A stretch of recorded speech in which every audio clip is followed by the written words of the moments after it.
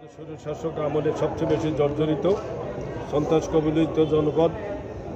এখানে আমাদের টোটাল প্রায় ৬২ জন লোককে আমরা হারিয়েছি।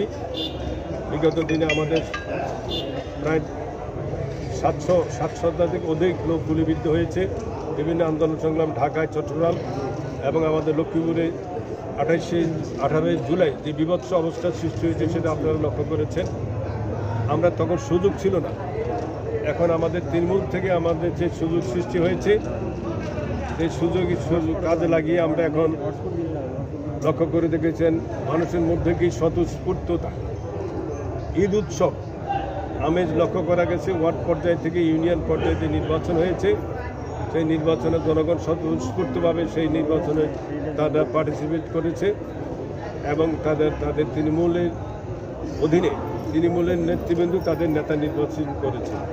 এই ক্ষেত্রে একটা জিনিসই বিএনপির প্রতি মানুষের যে আস্থার সৃষ্টি হয়েছে, বিগত 18 বছর মানুষ কীভাবে ভোট দিতে অনেকে সেটা ভুলে গেছে। এটা একটা আমাদের জন্য ব্যতিক্রমধর্মী অভিজ্ঞতা। ভাঁজ করতে হবে কীভাবে, সিল মারতে হবে কীভাবে এবং সিল মারার পর এটাকে কীভাবে ভাঁজ করতে, এই সিস্টেমে অনেকে ভুলে গেছে। আমরা অনেক জায়গায় দেখেছি, লক্ষ্য করেছি আমাদের অনেক প্রার্থী তার যে সমর্থক ছিল তারা সঠিকভাবে ভাঁজ করার না কারণে অনেক প্রার্থী হেরেছে। কারণ মানুষের মধ্যে এই দীর্ঘদিন থেকে কেন্দ্র বিমুখতার কারণে তারা কিন্তু সেই জিনিসটা ভুলে যাওয়ার অন্যতম কারণ।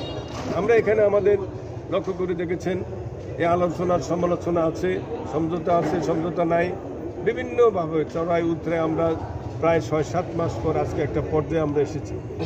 আপনারা লক্ষ্য করে দেখেছেন, লক্ষ্মীপুর অংশ দেখেছেন, এখানে বিশাল একটা স্বতঃস্ফূর্ত মানুষের মধ্যে একটা উদ্দীপনা সৃষ্টি হয়েছে।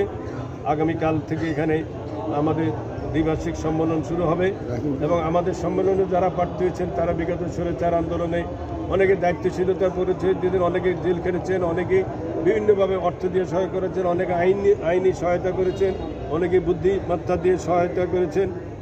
আজকে এটা হলো ফাদার সংগঠন, তৃণমূল নেতা পর্যায়ে যারা আছেন তারা সকলের সাথে সম্পৃক্ত হয়েছে। বিশেষ করে আমাদের অঙ্গ সংগঠনের নেতৃবৃন্দও এই সম্মেলনকে বা সম্পূর্ণরূপে একটি সাফল্যমণ্ডিত করার জন্য তারা আপ্রাণ চেষ্টা করছে। কারণ বিএনপির নেতৃবৃন্দের একা পক্ষে এত বিশাল সম্মেলনে বাস্তবায়ন করা এবং সম্মেলনের বিভিন্ন কাজ ফাংশন আছে, এগুলোকে বাস্তবায়নের ক্ষেত্রে নানা রকমের সাহায্য সহযোগিতার প্রয়োজন হয়। আমি লক্ষ্য করে দিচ্ছি আমাদের সাবেক বর্তমান বিভিন্ন পর্যায়ের নেতৃবৃন্দ প্রত্যেকেই দিন রাত 24 ঘন্টা তারা কাজ করতেছে। আমার 2 জন কর্মী বললেন যে 2 ঘন্টা ঘুমাইতে পারিনি, আমি এখন তাদেরকে ছুটি দিয়েছি, ঘুমাইলেও কালকে আরও বেশি কষ্ট হইতে পারে। আর ভোরে